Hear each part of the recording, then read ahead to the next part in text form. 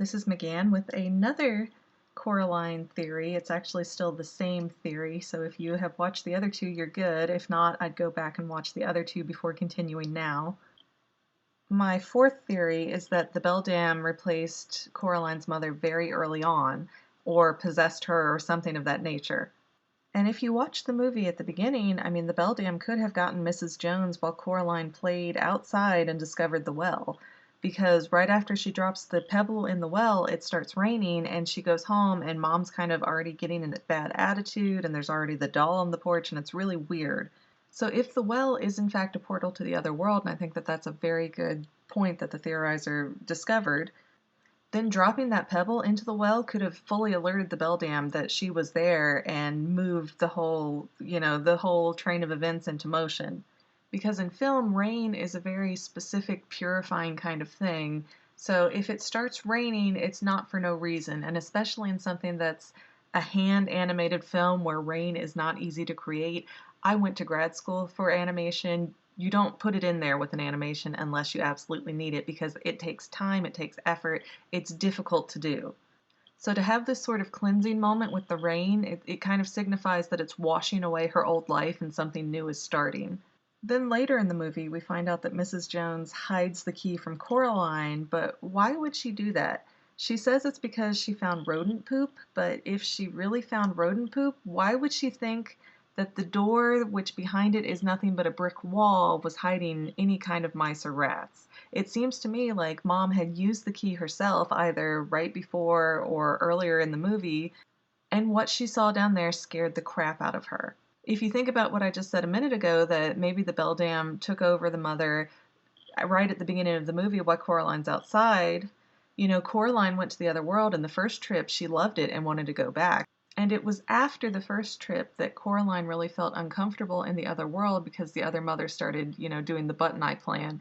So what if Mama Jones there had been in several times already, and by the time she hit the key, it was at the point where she was getting very disturbed and upset about the button eyes and not being able to fully get away from the beldam and being worried about that. Now, did the other mother kill kids or just lock them away when she got mad at them and forget that they needed to eat or something like that? Because all of the ghost children are behind that mirror for some reason, and all they say about it is that she ate up our lives, almost like she wasted their time until they died, sort of thing. It doesn't say anything that she exploited them magically, that she, turned them into soul sand or anything of that nature. It's really vague, and it doesn't mean that she killed them on purpose. Because if she did kill them on purpose, then why did the cat say she wants something to love, I think? And I will say that one of my favorite theories from the Theorizers videos, that the black cat is actually Wybee's great-grandfather, who had been to the other world and then escaped and, lived to tell about it, basically. And one of the connections where he made for this was that the cat is voiced by David Keith, who is an African American, and then Grandma Lovat is also an African American. So it's like, yeah, like that seems like they could be connected. And a lot of people might look at that and say, well, that's just racist. Why would you think of that? Well, I actually looked up the population of Ashland, Oregon. It is 0.6, 0.6, not even 1% black. There are, in the 2000 census, they had 118 black individuals living in Ashland, Oregon. So a connection is definitely possible, and it also ties up a lot of loose ends as to why the cat's there, why can the cat talk in the other world, why does it even bother going over there, why does he find the twin soul and give it to Coraline? I mean, there's a lot of questions with the cat that really answers, and it really cleans it up nicely, and I'm not even going to argue that at all because I think it's really a perfect thought. But even if you look at how the otherworld portals are still active because the cat just walks right through on the Pink Palace sign at the end of the movie, I mean, I've seen that movie so many times and I never really thought anything about it except, ooh, the creepy, the end, or is it ending, woo! But my daughter watched that for the first time and she goes, oh! And I was like, what? What's wrong? It's like, she didn't get out. She's still in the other world. And that's not an invalid thought. That's actually a really brilliant thought because the other world is so expansive. The cat said, oh, well, she's only making what she thinks you're going to see. She's only doing what's going to impress you, so that's why it turns white after you walk so far away. But what if she was in there and she never really got to go home? Because how does she even get home the first night? It just transitions back into the real world with no explanation. And it implies that it does that every night, that she goes to bed and wakes up in her real world bed. But what if when she walked in there, she never came back out? What if she only thinks she's going into the real world because the Beldam has created sort of different levels of the otherverse, and you have this white area that's blanking out because now she's had to create this whole world on top of her universe so that Coraline thinks that she has some control over what's going on. And another interesting part of that could be that Coraline got to pretty much leave the other world scot-free. Then she threw the key down the well, which the theorizer put it very perfectly. That is definitely a portal to the other world. There's just no way around it. That's definitely a portal. She definitely threw the key back there. It's got the fairy ring of mushrooms. Really, if you think about it, if everyone is dead and Coraline doesn't actually get out of the other world, or she doesn't make it out alive, then wouldn't making her think she got out be the perfect way to keep her there and under the control forever? If you think you got away, you're not going to question it anymore. Because it seems kind of sloppy to let Coraline go walking all around this world you created and then have this big white gap here where you've just walked around the whole world basically. And if the world is that small, how could you not fill in those gaps? It just doesn't make sense unless you're using all your energy upward. Anything that happens after the first time Coraline enters the other world, we can't be sure is at all in the real world. Because even after Coraline is transported home the first night, which, how does that even happen? She had to go through a portal in a door to get there, but falling asleep is an automatic portal back to her bed in the real world. Something seems fishy there. She's just going with it and not really questioning it too much at that point because, you know, like they say in Inception, when you're in a dream, you don't know you're dreaming.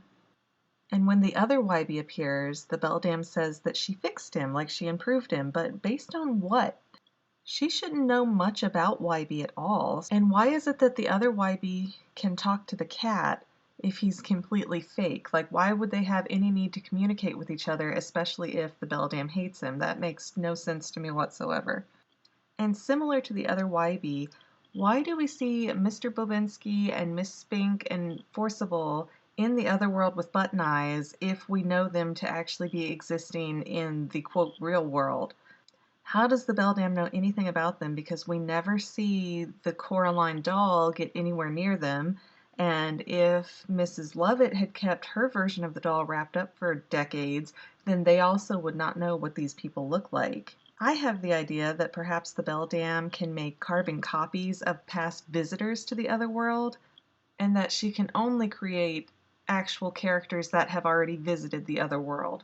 Because otherwise, why wouldn't she make Coraline's friends from the picture in Michigan? Why wouldn't she make them real and encourage Coraline to stay around that much more? And so why is it that after Coraline visits the other world and supposedly comes back to the real world, why is it that the mice can talk to Bobinsky and they can understand each other there, but the cat can't talk in that world? And why would the mice bother to even warn Coraline if they work for the Beldam, unless it's part of the Beldam's plan to make Coraline feel secure and that she's actually in the real world when maybe she's not?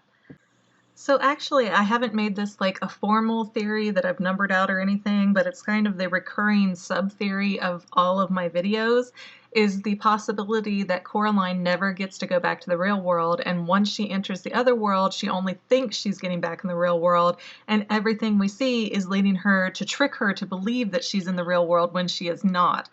And so the only other possibility I can see fitting with the black cat is that if he's not reincarnated, then he is part of the Beldam's plan. You know, they always say that witches have their black cats, and I guess the word Beldam actually was synonymous with being a witch back in the day.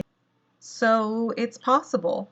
Because if we look at the cat's actions, he's either doing it for the good of his family, or he's helping Coraline because he wants her to feel safe in the fake world that she thinks is the real world. And that would actually explain why he helps her, so that she'll trust him, so that when she thinks she's going back to the real world and she's really in the limbo pink palace, maybe that's why the cat isn't talking to her, so that she'll believe she's in the real world, and that's why the mice are communicating with Bobinsky. Because without that connection, I can't for the life of me make sense why Bobinsky can talk to the mice, but the cat can't talk when she returns to the real world. And if you notice throughout the movie, the cat is really close with Wybee, but then he sees Coraline and he gets really close to Coraline, and we kind of see it as this protective sort of nature, like he wants to help her and stop the beldam from getting her. But what if he is just like selecting the child to usher into the beldam? And why didn't the beldam just kill the cat after Coraline threw him at her? I mean, she'll kill small children supposedly, but she has suddenly qualms about killing the cat? Or is it that the cat works for her? And it would be especially interesting because then it hurts all of the theories that involve the button eyes, because the cat obviously doesn't have them. But what if the button eyes are just for the sake of appearances, really? So that at the end of the day, you think you go home to the real world, but you really, really don't. And that's why the portals are still active, and that's why everything seems to wrap up so nicely in the end, and Coraline feels like she won, even though there's all these plot holes that don't make any sense on their own. And it's all because everything that has happened has been to chase Coraline up into the real world so that the beldam can feed off of her kind of smug, arrogant energy that she would have, feeling like, oh, I must be so great, I'm better than a magical creature because I got away from a magical creature, and that is actually fueling the pocket universe that is the other world. Similar to how I theorized that Miss Spink, Miss Forcible, and Mr. Bobinsky's arrogance and their perception of themselves as being amazing is fueling the other world. Maybe it's the ego that keeps the place going, and everything else is just for show. If you watch the movie with that context, it really can make a lot of sense. So it's worth noting.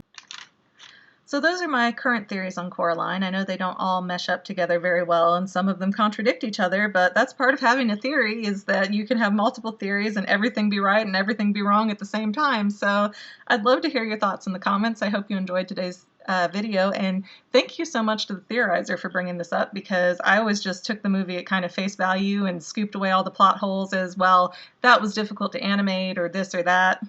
But if you think about it, there's a number of things that could work that were never actually presented in the movie, and it feels like we got shorted a complete movie in a lot of ways so that people could come up with theories like this.